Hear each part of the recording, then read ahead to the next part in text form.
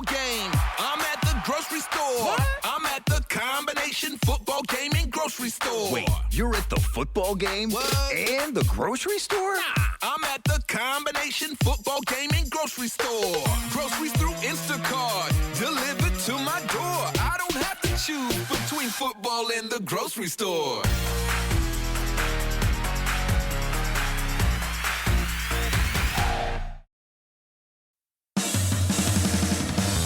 Are you ready, kids? Get your parents' permission, check your mailbox, and grab your shopping cart. It's time for the Adventures in Collecting podcast. I'm Eric. And I'm Dave. Welcome to Adventures in Collecting, where we talk toy news, culture, and hauls. Along with our journeys as collectors. Hello, everybody, and welcome back to Adventures in Collecting. Happy New Year! Although, wasn't it Happy New Year last time, too? I don't remember. We're still airing in January, and I think that's like the respectable, we can wish people a Happy New Year up until the end of January, and then it gets weird. We could do it, we could do it for the month. We're back, and of course, Dave, is there something I shouldn't be doing this episode? Oh, I mean, there's something you shouldn't be doing most episodes. It's true. And that's burying the lead. Yeah, that's right. So, of course, we're back. We have a guest. It's been a little while now since we've had a new guest to the pod. We've had a lot of revisiting guests, the past couple of guest slots. But we are super excited to welcome today's guest. But let's do our normal little primer here. Let's set the stage. For 25 years, Jada Toys has brought high-quality die-cast collectibles to the market, from classic cars and trucks to famous vehicles from film, television, and pop culture. They've become a proper go-to for automotive enthusiasts. In the past couple of years, though, they've entered the 1/12 scale action figure market, bringing classic food mascots, the Universal Monsters, and most recently, characters from the classic Capcom game Street Fighter and Mega Man. Joining us today to talk about Jada Toys' latest action figure efforts is their Vice President of Marketing, Mike Jimenez. Mike, welcome. How you guys doing? Hello. Thank you for having me. It is an absolute pleasure. We're gonna dive into it, later on, but it's really, really exciting to have a representative from our second place finisher, our runner up in our Toy of the Year, Awesome. Line of the Year fan poll. That's great. I love to hear it because we are the newcomers into the scene, and it just shows how much effort we've been putting into our action figures. So thank you very much. I appreciate that, and I appreciate all your fans for voting us in. Well, before we hop into the toys, before we hop into specifically Jada Toys, the first question we ask all of our guests: what are you currently collecting, and what are some of your recent pickups? So my thing is giant robots. So I'm into Mazinger Z, Voltron, all that kind of stuff that came out in the early 80s from Japanese anime. So Macross and Robotech are my big thing. My latest pickups are probably some Godzilla figures, actually.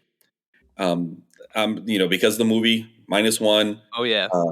Yeah. GXK, I'm all about that kind of stuff. So I'm picking up a couple of those things.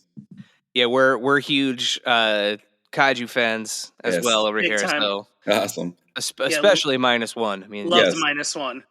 I'm probably gonna go back once the black and white. Once -1. Yes, I know, that's so rad. I love that they're doing that, and those people over at Legendary, they're awesome to work with because we actually do have their license as well. So we're lucky enough to be able to do some stuff with them as well. Yeah, that's a great point. I just saw the RC Atomic Breath Godzilla in store the other day. Yeah. It's I would love to be able to do a black and white version of that, or even do some variations of the different Godzillas. I mean, I think that would be so fun, especially in that form. I forget who I saw on. I want to say it was James at the Rockfather on Instagram from Toy Insider. Toy Insider, thank you. Mhm. He was playing with it with his kids, and seeing kind of the like strobing light up of the Yeah. flares on the back and the steam coming out. Yeah. So good. Yeah, That was a very fun one to cool. work on. That was really fun to work on, definitely. So, yeah, I mean, big robots. Gotta love some big robots. Yep. Oh, yeah. Absolutely. Mike, so you've been with Jada Toys for nearly 20 years. Yes, Tell us sir. about your journey through the company. So I started at Jada Toys as a packaging designer. That's how I was hired on.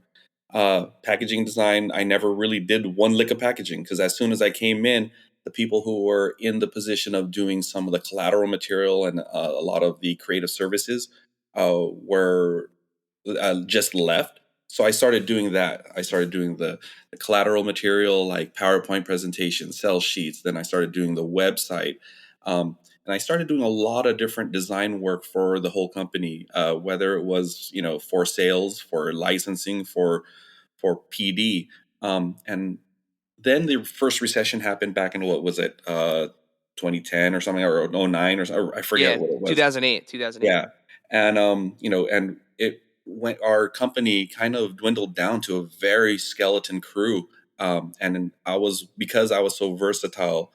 I kind of had to work at the product development team as well.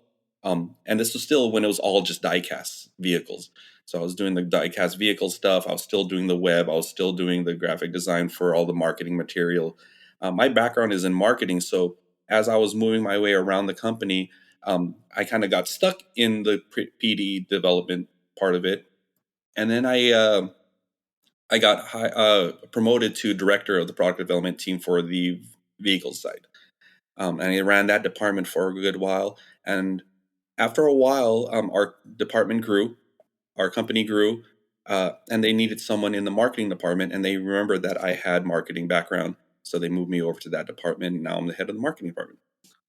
Oh, that's awesome. Yeah, I mean, Yeah. there's nothing like being a jack of all trades. It's Yeah, job security. yeah. Oh, it helps, and but the thing is I am fortunate because they could have easily let me go at any time, and I was even told by one of my general managers that hey, we're doing a lot of cuts, so you may want to start looking. And I never took anything for granted. I never felt comfortable. I always try to keep working hard and feel as if I'm still working to keep my job, and that's how I work to this day. And I think that's where it makes me successful in this industry because I never feel complacent. So, with all of that movement and the amount of time that you've spent with a single company, the toy industry itself and the collector market has changed Hmm. drastically. Oh yeah. What are some of the key things that you've seen change in the industry over the last 2 decades? So let me start off maybe with like in the vehicle side of things. When you have like a custom vehicle, especially like race cars, they have all these sponsors and stuff that are on the side of the cars. Back when I started, we can approach any one of these aftermarket companies and say, "Hey, we're doing some diecast. Would you like your sticker or your logo to be on all these?" And they'll do it for free. Yeah, this is we'd love to be on your cars because we're we distribute worldwide. And now, because diecast and collectibles are so hot, everyone wants money. Mm. Everyone, so now we can't. It's hard to find a company that'll give us their logo for free to put on their cars, which is marketing worldwide for their brand. They want a little bit of royalty for it. So it's getting more and more difficult to do licensing because things are starting to get more and more expensive for us to produce. And Jada's big thing is to produce a product that has good quality but at a very affordable price. So it's harder and harder for us to do that when all these little companies want a little piece of the pie. So, but we're working on it. We have our ways to be able to, you know, give that the consumer the deal. Make sure that they are feeling that what we give them is a quality product, but at a very good price. So we're trying our best to keep those prices low. Yeah, I mean, to your point, something that we saw back at Toy Fair, along the same lines of that, recreating what's happening in reality with cars is that whole pink slips line, like Yeah. Hmm. the Hmm. idea of not just a sticker or a logo, but like a custom paint job of a automobile influencer. Yeah. Um, Oh yeah. it's a fascinating twist on that kind of classic, tag culture, right? Yeah, yeah. It's what the industry is doing in the real car culture. So we aren't just, we in our action figure stuff. We're fans of action figures. We're fans of pop culture, but we're also car people in the company, and we all love like to follow that scene. And we're doing our best to make sure that we're bringing everything that we see on the streets into our toy line. The hard part is it doesn't directly translate right away. So for example, this pink slip scene, this whole thing with all these crazy colors and paint schemes, it started a few years ago. If we started it back then in a toy line, it wouldn't work because people haven't been like surrounded by it long enough for them to want to buy the toy for it. And we kind of make sure that we keep that in the back of our minds when we see new trends. Oh man, that's got to be so challenging because It is. Yeah. it's like, it's a fine line, right? Like you don't want to miss the like popularity cycle of a Hmm. trend, but Hmm. at the same time, you don't want to get in too early Yeah, because yeah, Mhm. it's really Yeah, and, tough. It's really tough. and especially like accuracy, like you were saying, is something Jada does very well. Mm, So, putting yeah, that extra like deco into everything is definitely going to, kind of balance out that price and the accuracy part. But at exactly, the same exactly. point, it's that the attractiveness of that shrunken down kind of version, that scale version Hmm. of what you can actually see out on the Yep. street. Yeah, exactly. I mean, one of the big things that we had an issue with for many years, maybe started like, but started coming back to become better, maybe about 4 or 5 years ago, is the car shows around here at least, or where that all the car shows that really made waves in the industry. They turned into nightclubs. So kids weren't able to go out to these shows. It was only adults. And the adults at the time weren't collecting vehicles. They were just going out to enjoy the presence of car people and, a bunch of scantily clad women, and yeah. it's not like that anymore. And now all these car shows are starting to become back to becoming family oriented events that you can take to your kids with you on the weekend. They even have jumpers out there. There's a time when kids like would go to our booth and say, "Oh, that's Bumblebee." I'm like, "Okay, that's cool." Now kids are coming out, "Oh, that's the Camaro Z28," and I'm like, "Yes, that's what I want to hear." Yeah, yeah. I mean, I can remember vividly, going back to like the mid to late '90s, like at the Javits Center here in New York City, going to the Hmm. car show, and being kind of blown away by like the concept cars, and Hmm. and then going and looking for them in the toy aisle and stuff. Like I can vividly remember those moments, and then it just kind of seemed to like Hmm. vanish for a while. So Yeah, it's yeah. nice to see that it's coming back. Oh yeah, yeah, we're excited about it, and we're really, especially when those little kids come up. That's an R34, like like yeah, cool. Like these kids know what they're talking about nowadays, which is nice to see. So that being generationally established in that die cast and RC world has been something that Jada is very much well known for. Hmm. So what led to the jump to take that big step into action figures? So Jada Toys has always been working to diversify our portfolio. We always wanted to, diecast vehicles is our foundation, but at the core of Jada Toys, we always have wanted to be a true toy company. So we always dabbled in girls' toys, dolls, preschools, products. Action figures was actually something that we wanted to do for a long time, and we dabbled in it in a little bit, but we never really got the okay to really do it the way we wanted to do it. And after we got purchased by this new company that owns us now, we were owned by a private owner, and now we are under the umbrella of Simba Dickey Group, which is a German company who has a lot of other companies underneath their umbrella. And uh, since then, we have gotten the freedom to be able to do what we want with our own vision, like the designer's vision. And the thing is the old owners were great. They had their vision. We realized it for them, and we were very, very successful. And then he decided to sell the company, and now we are able to take that foundation that he built and expand on that, because now we're able to go into different categories of toys. Oh, it's interesting. Yeah, I Yeah. didn't realize that I knew that the owner had sold the company, but I didn't realize that the kind of the green light came from the new ownership. That's interesting. That's Yeah, really yeah. cool. So the green light, the new CEO was actually the VP of sales with the old ownership, and then he was the one that helped facilitate the whole purchase of Jada Toys. And as part of the deal, he became the CEO of Jada Toys after the sale. So when he worked really closely with the whole design team as we were under the old ownership. So he knew how we wanted to work. He knew what we wanted to do. And as soon as he took over, he was open to what we wanted to do, because he knew that we had great ideas, and he knew that we knew the culture of Jada Toys, and kind of our what we stood for, and he allowed us to try to make that happen. So the door is open. We're headed into the world of action figures, and the first thing that Jada Toys puts out is the monster cereal mascots for action figures. So how is it determined that you guys were going to start with those? I actually think the first ones that came out were the Universal monsters, I believe. Yeah, I oh, you actually, yes, you're right. I'm sorry. I have the wrong thing in my notes there. It was the Universal monsters and then the cereal monsters. Yes. So Universal Monsters came about because there was an opportunity to get the license for Universal Monsters, and we knew we wanted to do action figures.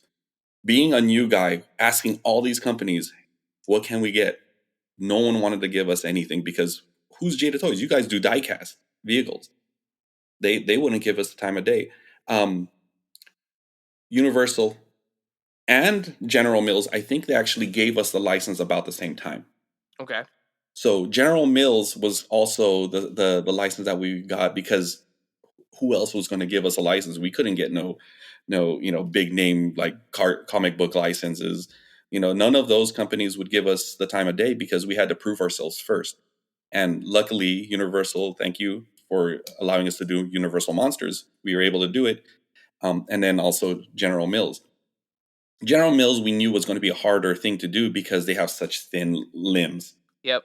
right? So Yep. we just and that one took a little bit longer to come out, because we wanted to make sure we got it all correct. And then Universal Monsters was our first foray into it, and we started doing all kinds of fun stuff with it. And we, like even with the Lugosi Dracula, we put the wire cape. Yep. We did a lot of stuff that we knew collectors wanted, but we didn't want to, and this is the same playbook that we had with our diecast. We wanted to come out with a quality diecast at an affordable price, and get, we were tending to the inner city kids when we came out with our first diecast vehicles. No one was paying attention to these kids that were doing their custom cars in the inner city, in the urban areas. And we paid attention to them, and that's where we blew up. That's where we got our niche, and that's how we were able to build upon our that foundation. So we took that same kind of mentality. We know people want good quality, and but we knew that we wanted to give it to them at an affordable price, and that's how Universal Monsters started. When we got that, and we were working on it with a factory that really doesn't do a lot of action figures, so we were learning a lot as we were Yeah. going. Yeah. So Yeah. now we're in a place where our factory is that we have that's working on our action figures are know what they're doing, are familiar with everything that we want to do. So we're very comfortable with now what's going to be coming out here in the future. Now, did any of those license opportunities, like, because I know you guys have done those kind of pop culture cars that have some sort of diecast vehicle with like a Mhm. slug of a figure, Mhm. for those specific brands. Was there any previous work from either Universal or from General Mills with any of those kind of tie-ins that you were able to fall back on and be like, hey, look, like we know the brand, we're really like we're well versed, we could do these types of things. When Or we has there been anything even with that where they've been now like, okay, we've seen what you've done now. So what it is when we got the Universal Monsters and the General Mills license, they knew we were doing these Hollywood rides things.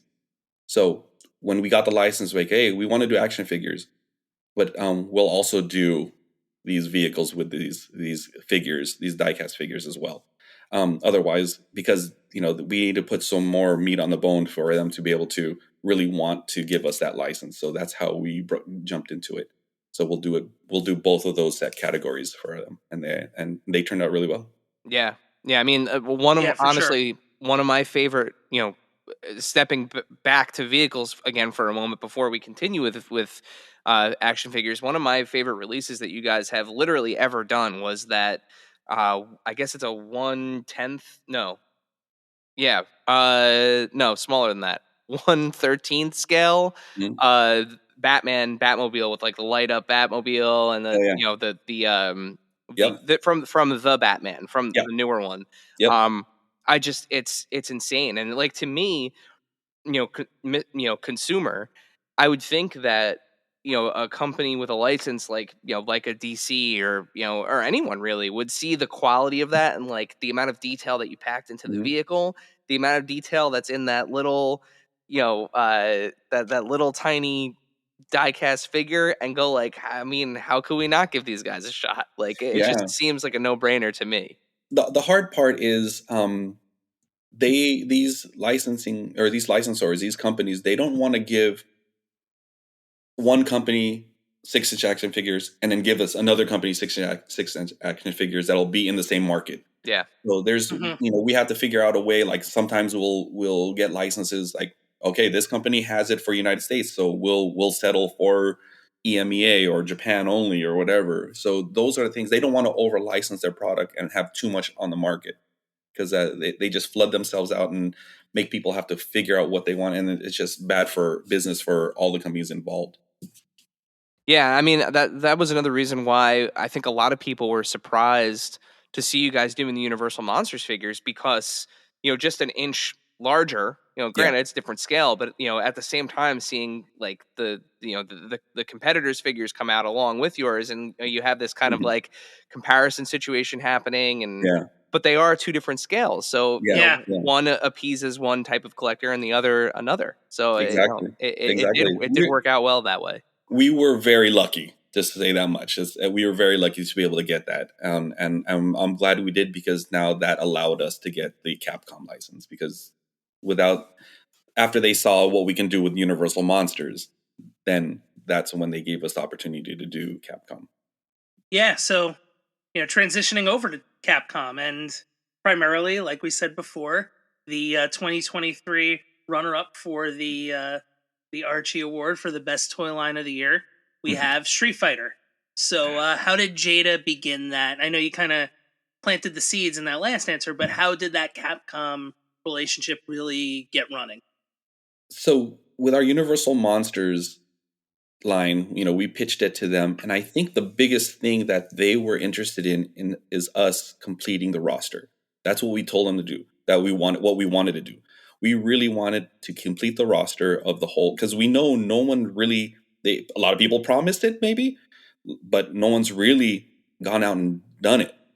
And we're making strides to make sure that happens. And not only that, you guys, the consumers, the collectors, you guys are helping us make that happen because without your support, we won't be able to do that because we need you guys to be supportive of the brand so we can continue making it. And that's one of the main things that we were confident in because we knew what we can do with our action figures. We knew how we wanted to level up the Capcom stuff and we knew that there was a want for Street Fighter 2. And again, timing, everything was lucky for us. Everything, all the ducks were in a row for us.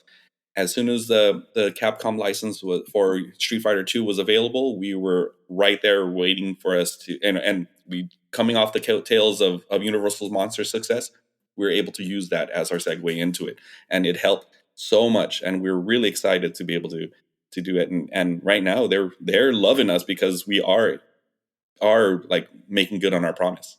Yeah, and I mean, it just needs to be said again. So our, for those listening, and Mike, for you as well, if you're not familiar with the tournament, we pick 64 what we feel are the most popular toy lines in a given year, and we pit them against each other, kind of NCAA style. So Yeah. single round elimination, voting only in our stories, and I mean just something of note, right? In the semifinals, it was Jada Toys Street Fighter line, a line that in 2023 produced a grand total of 4 figures available at retail. You guys beat the DC multiverse from Wow. McFarlane, and I mean it's like Wow. literally the two stark opposites in terms of like offering, right? 4 Yeah. figures versus like God 400. You Yeah. know, like Yeah. like Yeah. they crank out. It seems like every week there's a new There's line 4 of every those. week. Yeah. Yeah. That's wild. And you guys beat them by a considerable amount. Like I mean, Wow. the sentiment behind these Street Fighter figures, and Mhm. I'm Yeah. looking at my Ryu standing right here in front of me. The sentiment behind these figures is just wild, and I mean it is, and it's for good reason. I mean they are damn good action figures, and I mean Yeah. it's like before Dave actually got a chance to get hands on, I had it first, and I was like, when you pick this thing up, you're gonna think that this is a company that has been making action figures for decades, Yeah. like It's 4 so decades. like it's one thing for us to look at them and go, "Oh, these are really cool," or "These rule," or what have you. But when you start to see like round after round, when we started to see that Mhm. rolling, we were like, "Oh, something's Yeah, something's being done very right here." And Yeah. 1000%, like they are. I always talk about wrestling figures, and the ones I appreciate the most are the ones who Mhm. look like it's just that person shrunken down. Yeah. Here it looks like I just reached into my TV That's great. and here's Ryu, Love that. I and love here's that. Chun Li. Yeah, it's the little details too. Like it's like the texturing that you guys did Mhm. on the Mhm. gi. Mhm. It's the the way that the hands are embedded in Mhm. the Hadouken, like Yeah. Yeah. floating there in the translucent plastic. It's all of those yes, little Yes. tiny like nuancy details that like you don't necessarily notice at first, but once you have it Mhm. in your hand and you start playing with it and moving them around, you're like, geez, these are just like they're Oh, so but good. it still has that video game shading. Like Yeah, yeah. they're great. it's so good. They're just so good. We thank you very much for that. And it's all, I attribute that all to our PD guy, Juhn, who's our head of our action figure department. And he's a hardcore action figure guy. And a little bit of history here. Actually, our first action figure, true action figure, wasn't very good at all. Was actually way back in 2014. Okay. It was the RoboCop movie. Oh, Oh, Yeah, so okay. the Joel we Kinnaman one. yeah, Yeah. yeah, yeah. So we did some basic action figure. It was very like stiff, not a lot of articulation. That was our first foray. We actually also had the Halo license where we did miniature action figures to fit into our 124 scale die cast, Yeah. which was really cool. And there's one, I don't know if it's where it is, but it was floating around. But we had a one die cast Master Chief action figure with articulation, elbows, head, everything. It's floating around our office somewhere, but that was like the coolest thing I've ever seen. But yeah, that's how far back this guy goes. He spearheaded that originally, but he wasn't able to do it the way he really wanted to because of costing. But now with our new ownership of being able to do what we really want to do and really talk to our factories about how we want it done, we are able to get our Street Fighter line to the point that he's really happy, and he's still finding things that we can improve on. So the more and more we do it, the better our products are going to be. And now, a word from our sponsors.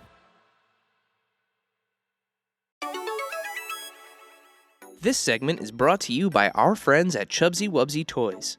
A traditional mom and pop toy store in Little Falls, New Jersey, Chubsy Wubsy Toys brings you the best new toys from the brands you love without the hassle of pounding the pavement searching for them at larger retail stores.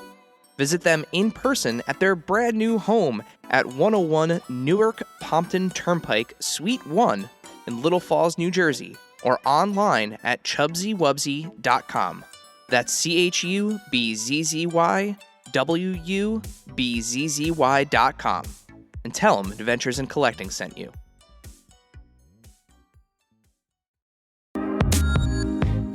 Face it, shaker bottles suck. Your shakes always come out clumpy and they're a pain to clean. You're right, Dave. That's why I decided to ditch my shaker bottle for good and get myself a BlendJet 2 portable blender. It makes perfectly blended shakes in just 20 seconds. BlendJet 2 is portable, so you can blend up a smoothie at work, a protein shake at the gym, or even a margarita on the beach. It's small enough to fit in a cup holder, but powerful enough to blast through tough ingredients like ice and frozen fruit with ease. BlendJet 2 is whisper quiet, so you can make your morning smoothie without waking up the whole house. It lasts for over 15 blends and recharges quickly via USB-C. Best of all, BlendJet 2 cleans itself. Just blend water with a drop of soap and you're good to go. With an array of colors, patterns, or even Disney-inspired designs to choose from, show off your personality while you're blending up something delicious on the go. What are you waiting for? Go to blendjet.com and grab yours today. And be sure to use the promo code AICPOD12 to get 12% off your order and free 2-day shipping. No other portable blender on the market comes close to the quality, power, and innovation of the BlendJet 2. They guarantee you'll love it or your money back. Blend anytime, anywhere with the BlendJet 2 portable blender. Go to blendjet.com and use the code AICPOD12 to get 12% off your order and free 2-day shipping. Shop today to get the best deal ever. And now, back to the show. So you mentioned, kind of delivering on that promise that you made to the licensee or licensor, excuse me. Mm-hmm. But, one of the things about Street Fighter, especially Street Fighter 2, there have been so many, modern iterations of Street Fighter 2 figures. Yeah. What did you guys want to do differently, like functionally with the line? So functionally, I think the main thing was just taking what all the high-end action figure guys are doing and putting it into a more affordable product. And figuring out how to make that happen is the biggest issue. Like, it's really difficult to get that to work. But because Juhn is such a hardcore action figure person, he's a hardcore action figure collector. He has all the greatest figures, and his collection is ridiculous. He's also a hardcore Street Fighter fan, Street Fighter 2 specifically, because he wanted to make sure that everything was going to be true to game as much as possible. And I think that shows. I think a lot of that comes through in our product. We're car guys. All of our car products that we put out, the car people appreciate the details that go into it because they know that, they understand that we know what we're doing because we're part of that community as well. And the same thing with the action figures. Juhn and his team, they're all action figure nuts, and they're all Street Fighter nuts, and they're all like, everything they do is because they have a passion for it. And I think that comes through in our product. So real quick to plug Juhn, if you want to hear specifically from him, he was actually very recently on friends of ours, the Toy Migos. He was on the Chat Migos and the Toy Migos show.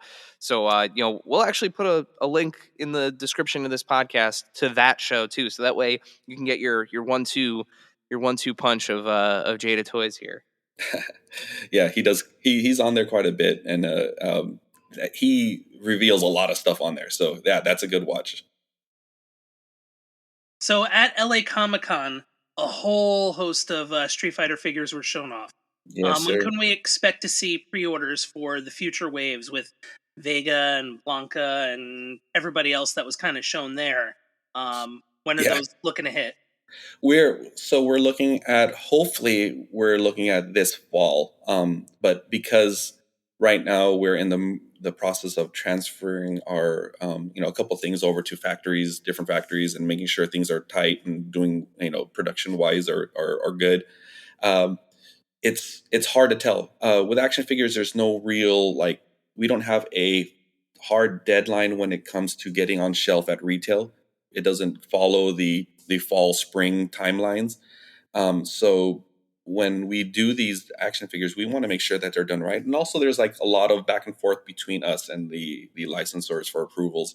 So our goal is in the fall timeframe for many of those new ones that you saw, but a lot of them will be also pushed to 25 spring, because it's just, we don't want to come out with too many too fast. We want to be able to, you know, kind of stagger it out a little, but that's just also the nature of the production process. It's just going to happen that way anyway. And can we expect that similar cadence of like 2 to 3 to a wave, or is it going to kind of be more random? Three, typically 3 to a wave was kind of our what we're planning on doing. Okay. So the first 2 villain robots alongside Mega Man switching over to Mega Man. Yes. I love in that line. That one's so cool. That's another one where it's just like if I reached into my 8-bit Nintendo and like, here's Fireman. So Fireman and Iceman. Is the plan to complete the first game's roster before moving on to other games, or is everybody kind of in play? So this one's a little different. I think we're trying to complete the roster, but we'll probably jump around a little bit. But I believe if I'm not mistaken, I believe we're trying to complete that roster, but it all is dependent on the support that we get from the consumers. Street Fighters has tremendous support, so it's easy for us to try to complete that.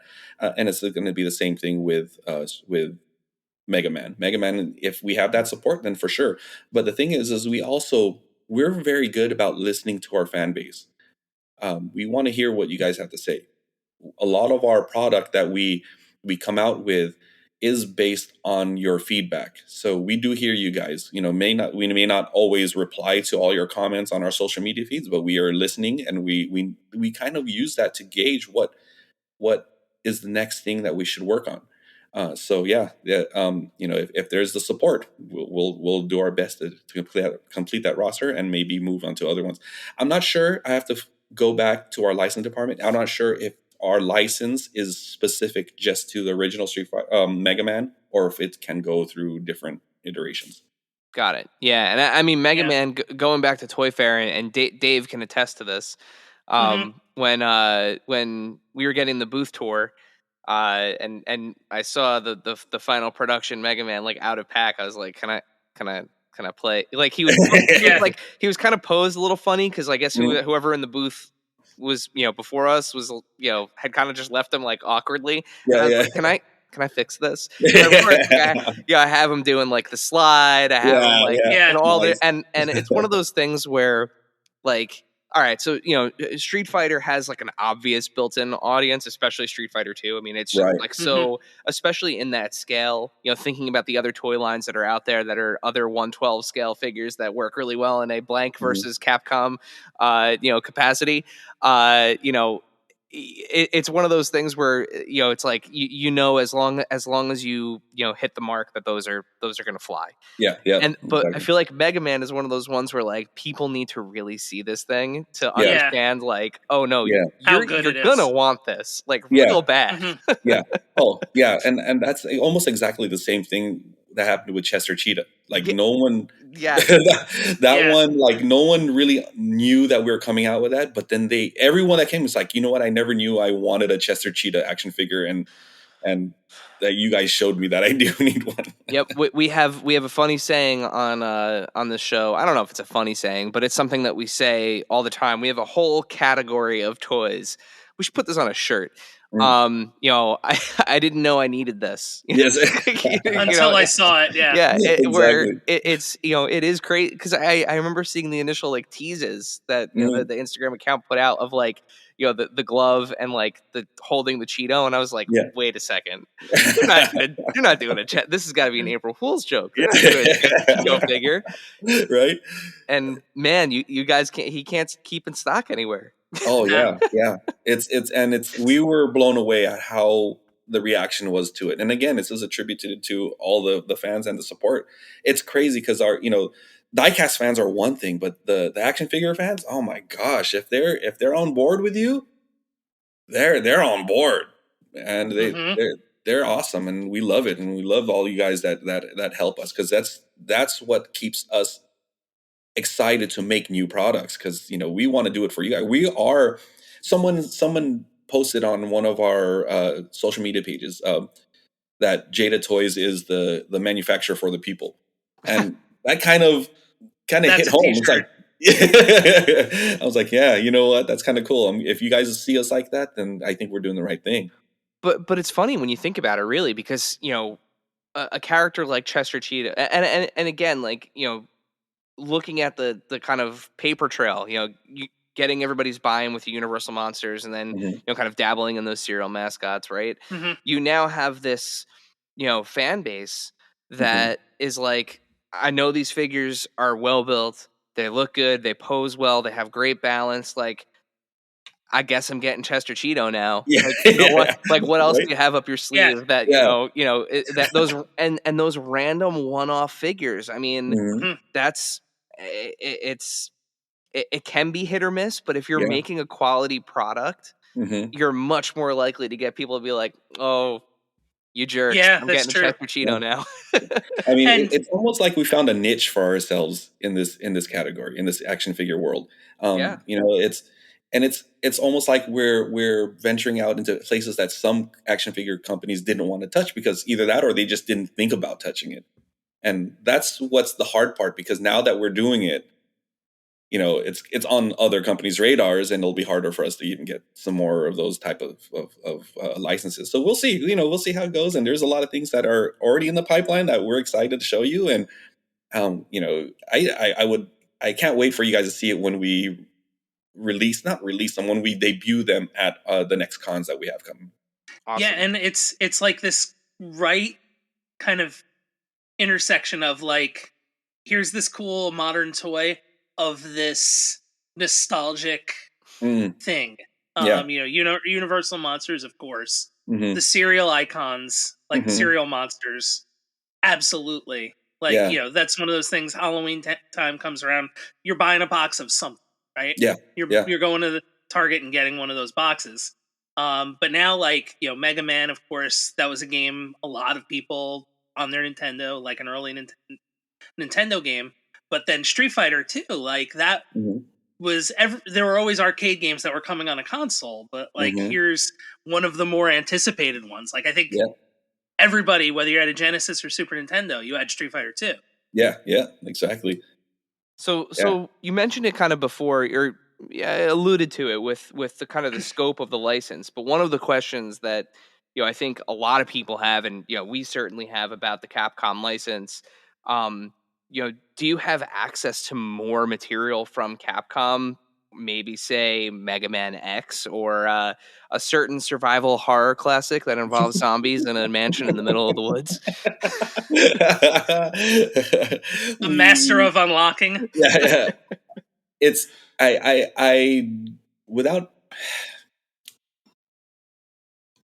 we are exploring all the opportunities we have with Capcom.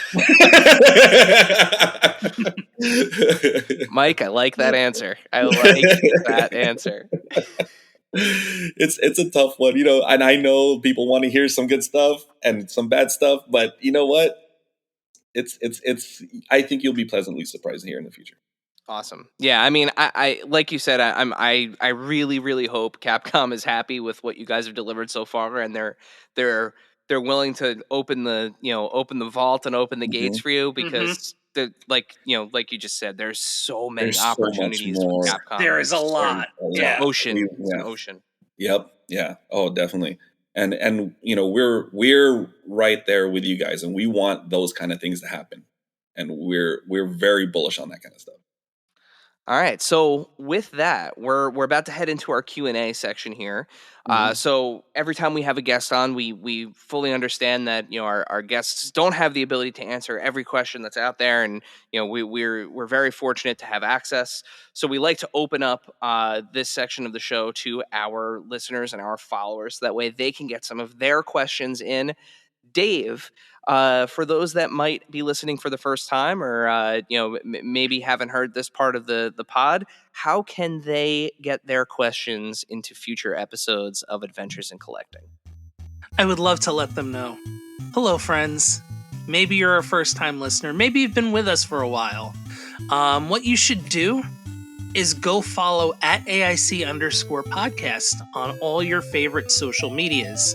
And specifically on Instagram, because when we have a new guest, we're going to announce that guest. We're going to put up a story that says, do you have a question for that guest? And inside that story is a little box that you can tap on and type in that question. And then we get to see it and we get to read it just like we're about to. And if you want to hear your question get asked, you can download Adventures in Collecting on all your favorite podcast locations. Apple Podcasts, Spotify, all those different places, even YouTube, where we can be found at AIC_podcast. Smash that like, smash that subscribe, hit the bell, click on the other videos that we point to in those videos. Watch everything, leave comments, let us know what you want to see. Yeah, that's it. You've got this down to a science now. I love it. I figured it out. It needs music. Old. Yep. Yep. It has music now. It used to be like me not knowing what any of those words meant, and then I figured it out over time. Yeah, it started as a joke, me putting him on the spot to try to like be like savvy social media guy, and now like I literally look forward to that speech every episode. It's one of my favorite things. Great. So, Dave, would you like to give Mike our first question here? I would, and my apologies in advance if I read any of your handles incorrectly. This looks like at Alex Michael 1996. Alex Michael 1996 asks, any chance you guys go back to the cereal monsters for a Yummy Mummy and or Fruit Brute?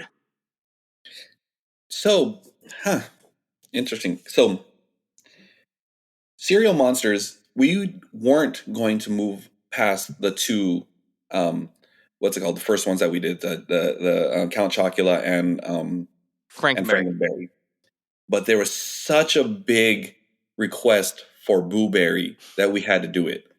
So we typically, like I said, we listen to the fans. We listen to all you guys. If there's enough noise behind it, we definitely will do it. Are we working on it now? Maybe, but I can't say anything just yet. But it is a possibility. But if there is anything you guys want us to do, please make your voices heard. Go to our social medias and tell us and let us know, because we are listening. We are taking note, because we want to make product that you guys want. All right. So there you have it, folks. Campaign for your cereal monsters. At Sean to the Max asks, what does Jada Toys consider to be the next big evolution or step forward in toy design? That next evolution in toy design, huh? Wow. So I think there's right now we're going through a phase, and I'm taking this mostly from RC, where people are just not they're kind of bored with just typical driving RCs. They need some kind of feature, some kind of innovation, which is how we came up with the Godzilla heat ray breath. They need something more. And I don't know if that's going to be kind of evolved into the action figure world, but man, that one's tough. And we're seeing a little bit in the diecast world where people are kind of almost demanding more unique paint jobs, unique styles, unique things that they haven't seen on diecast before, which is how we came up with the Pink Slips line. And we are kind of trying to do some cool stuff with the cyberpunk, with the soft goods that are going along with those. So yeah, we're constantly evolving in that way, trying to figure out what works. We're also trying to play with, seeing where people, what their threshold is with the cost, because we want to make sure that we still give you all the things you guys want, but at an affordable price. Where's that ceiling? The cyberpunk stuff, when we come out with that's going to be really interesting, because they are going to be a little bit more expensive from our Street Fighter stuff because of the soft goods. but I think they look amazing, man. They look really, really good, and I know the hardcore collectors will pick them up. We just don't know how popular it will be. So it's always kind of a scary thing to do, go into areas that aren't the norm, but we think it's also needed at the same time. All right. At Johnny_C_Dagger asks, how would you feel about the opportunity to work on action figures in the DreamWorks animation world? Love it. we are our licensing department is working like crazy trying to get our like the newest or anything available for us, and that is one of the companies that we're looking heavily at with some of their licenses. Yeah, when Johnny, he's given questions for this for the show several times. So Johnny, thank you for constantly submitting these. But when he posted this one, I almost wanted to message him back and be like, "You got an in for them or something?"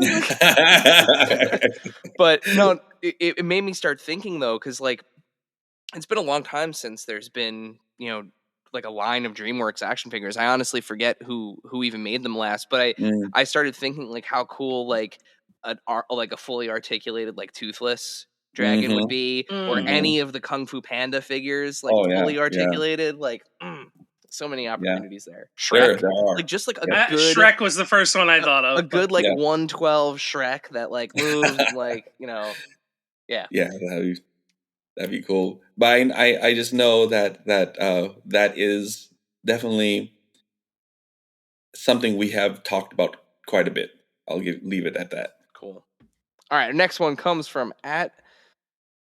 Oh, okay, I got this. This is a little play on words. At Rip Roaring asks, "Is the Universal Monsters line continuing? Will we ever get to see a mummy figure?" This is now 2 different mummy figures that have been requested. So Yes, yes. love for the mummy in this episode.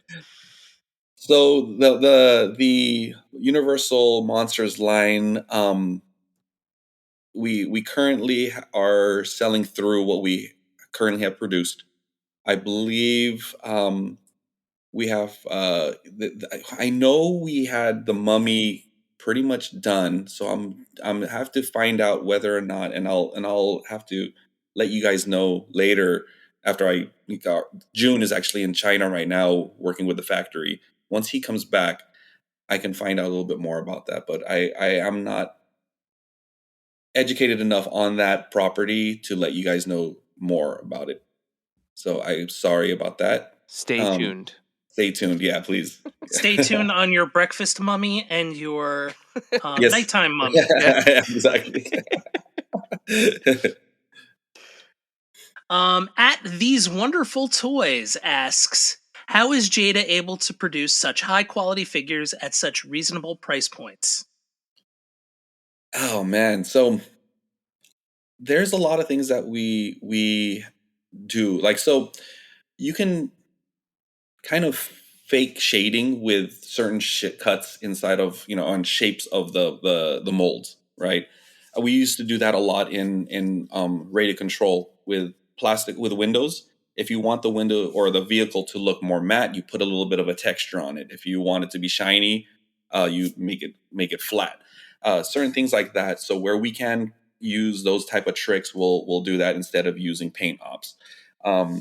There's but you know what? It's just working with our factories, having a great relationship with our factories to be able to get the best price available to us. Because without and I attribute this to our previous owners. He was really good at making relationships with the factories in China, and luckily enough, they still honor the great pricing he was getting with this new management here. So we're very fortunate to be able to work with some great people over there. And Mike, with that, you have survived your first ever Adventures in Collecting fan Q&A. So We did it! Very much. Appreciate it. There you go. It was fun. It was a good time, man. Thank you guys for this. And it's And again, I want to thank you guys and all your fans for all the support, because it's, it really, really means a lot to us, and it helps us to keep going.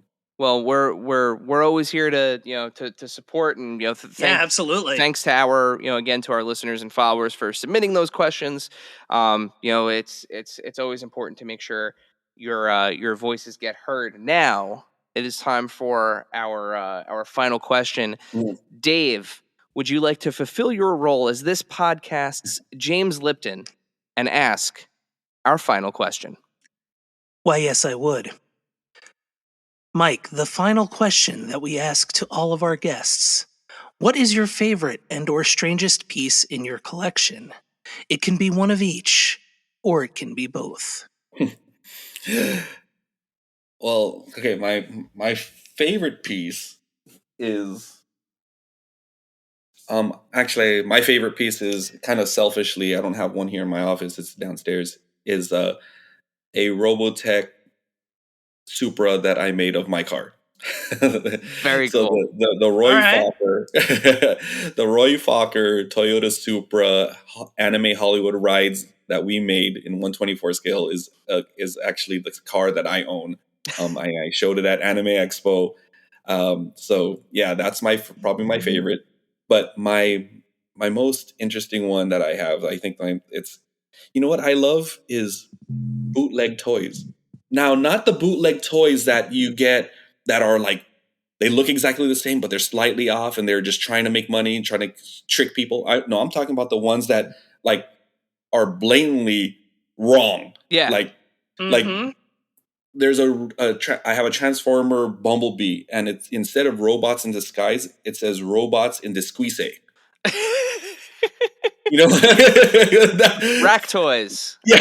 I love rack toys. They're the best. It's so cool. It's cool, and I think there's, it's not like they're doing anything wrong, because no one's going to be trading down to that just because it's more affordable.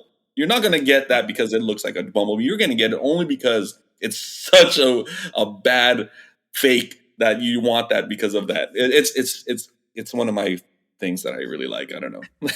It's like when you get the bootleg like Batman, or the bootleg like John Cena, and it's like Yeah. superhero, Yeah. championship wrestler. Like, I literally not just the other day posted, we were in the dollar store and they had this amazing this is on our Instagram feed. It's called the Interest Toy Series. So I'm holding up so that way you guys can see it here. It's called Yes. the Interest Toy Series, and it has these two very anime looking characters on it. And it's a doctor set. It's just like a doctor set for toddlers, but the packaging is unbelievable. Wow, so funny. Fun family toy series. Oh my God. Accompany your child's childhood good times. That's the stuff I love. Yeah, I wanted it. I almost bought it just for the packaging.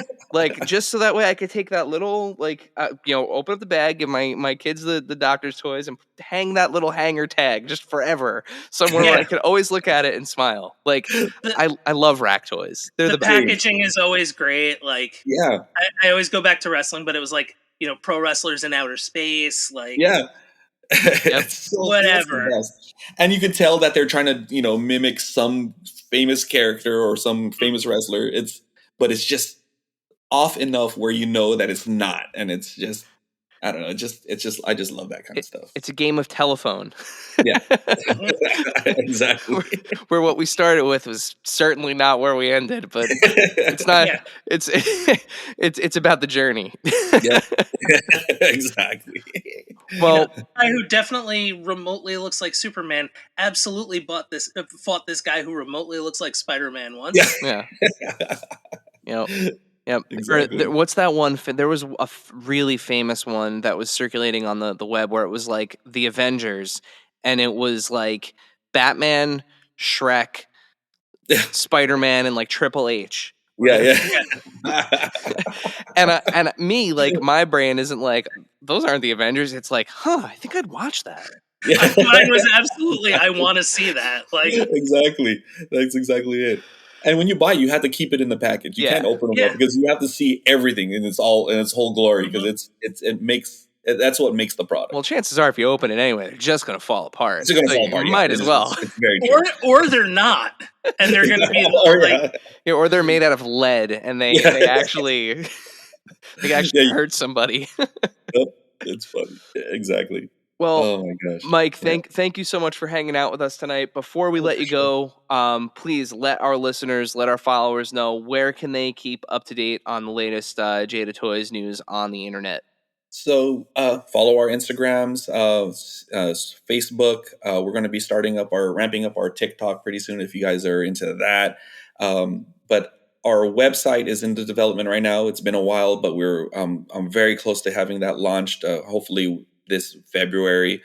But the main place, if you guys want to hear the latest, greatest news, sign up for our newsletter on jadanextlevel.com. That's the best place to go. We send out an email maybe monthly. We don't spam you guys. We'll just send out information that gives you the latest and greatest that's happening in Jada Toys, when pre-orders are going to be opened up. Sometimes you get early pre-orders, links if that's something that we're going to be doing. So yeah, Jada Toys, jadanextlevel.com. That's where you want to go. Awesome. Mike, thank you again so much for hanging out with us tonight. It's been an absolute joy talking to you. Fun. Can't wait to see what's coming next from you guys. And of course, we'll put links in our description in this episode's description to all the things that Mike just mentioned. So that way you can click, you can subscribe, you can follow, you can like all of those great things. Much appreciated, guys. Thank you very much. Yeah, no problem. Dave, send us home. everybody, have a great 2024. Thank you, dear listener, for hanging out with us today. Subscribe, rate, and review us wherever you listen, and then tell your friends to do it. Thanks also to Joe Azzari, the golden voice behind our intro. Our music is Game Boy Horror by the Zombie Dandies. Find more about them both in our show notes. Follow us on social media at AIC_podcast on Instagram and Twitter. Stop by and say hi, show us your toy hauls, and share your toy stories. Maybe we'll talk about it in a future episode. Don't try this at home. Void where prohibited and some assembly required. Each sold separately, not a flying toy. Consult a physician if your toy run exceeds more than 4 hours. This has been a non-productive media presentation. Executive producer Frank Hablawi. This program and many others like it on the Non-Productive Network is distributed under a Creative Commons Attribution Non-Commercial No Derivatives license. Please share it, but ask before trying to change it or sell it. For more information, visit non-productive.com.